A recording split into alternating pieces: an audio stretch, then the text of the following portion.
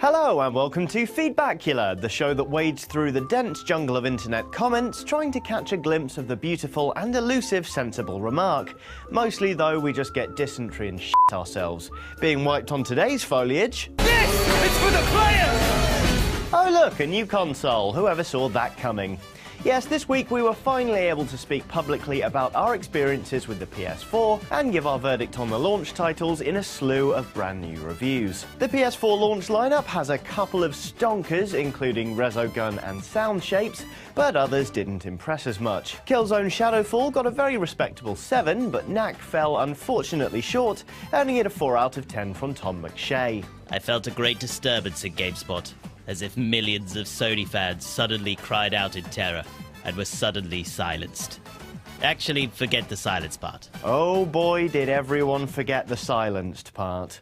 Well, let's see what the X-Bone can do next week. Lol, I knew this game would be shit. Stupid people are only getting it because it's one of the first PS4 games. Honestly, if this shit was on PS3, no one would buy it. New gen, same old McShay, smiley face. PS4 exclusive launch lineup is garbage. All OTA big sites agreed, saving my money for next year. Stick to PC. Man, I knew this one would review horribly. Poor Cerny, shouldn't be making games for children. So while Knack was getting, well, a swift one in the knackers, Kevin gave Killzone Shadowfall a healthy 7 out of 10.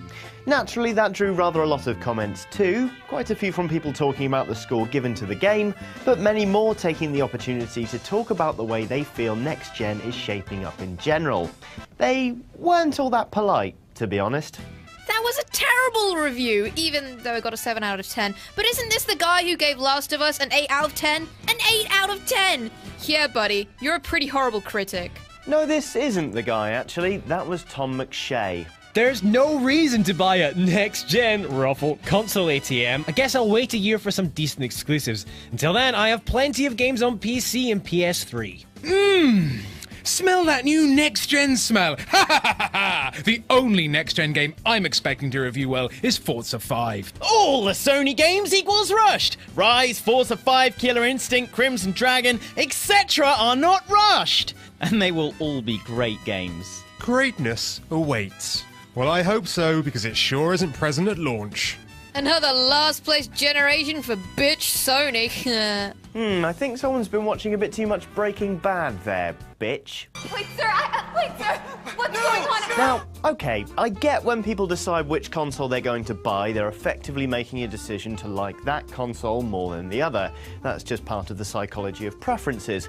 They also want to see good games release, ones that get decent scores, but does it really, I mean, truly make sense to have that loyalty extend to rejoicing in the shortcoming of the alternatives as if you're mortal enemies? I mean, just apply the same logic to other stuff. The animal kingdom, let's say. I'm a dog person. Now, watch this.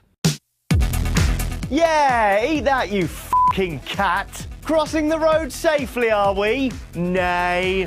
Yeah, boars equal losers. Dogs are the best. It doesn't really make sense, does it? Have you ever thought about, you know, getting pissed off by something else? Damn, already seeing 7s on a console that isn't even out. That's like the waitress just farted on my sandwich on the way to my table. Worst launch ever. 2 exclusives at launch, and both of them are lower than average. Next gen indeed. Smiley face. This isn't surprising one bit. It is a launch title after all. After a few months, better games will start to come out for both consoles. Now, that last comment is an extremely good point. A lot of people are piling on the sarcasm about the next gen being so amazing because the leap between the current gen and next gen games doesn't seem to be that big. However, as Noah Rolson rightly points out, the games will get better. As developers get more time to work with the hardware and, crucially, have enough code already laid down to build on, we will see a drastic improvement in game quality. It's no coincidence we see the best games towards the end of each console generation. I mean, just compare The Last of Us to Call of Duty 3. these two games came out for the same console. My point is that this is probably the closest run console launch we've ever seen. The two big hitters are coming out practically at the same time, and there are fewer hardware differences than any previous generation. What it boils down to is the services they offer and the games they secure. With that in mind, it's kind of redundant to try and declare an outright winner based off the first raft of reviews. Don't you agree? This is their flagship launch game? Ha ha ha ha! Have fun with this mediocre pos. I really don't know what I expected with a username like Xbox-owned Slave Station 4. So what do you know, there's a new generation of consoles and people are still determined to have a fight about it. Business as usual, I suppose. Right, that's all from me for this week, but as ever, you can share your thoughts by leaving a comment, tweeting at JohnAir, or using the hashtag Feedbackula. Bye!